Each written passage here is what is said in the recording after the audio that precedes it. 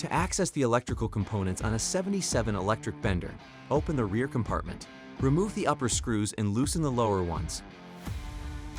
Once you remove the screws, pry open the panel carefully with a screwdriver. Inside the panel, you will see the following components: fuse or fuse holder, terminal block, transformer, contactors, resistor, bridge rectifier, and varistor. Inspect the components thoroughly. If any components are faulty, they can be easily replaced. Current Tools stocks all necessary replacement items.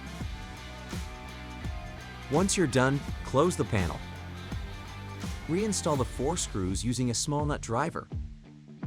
Make sure the panel is secure.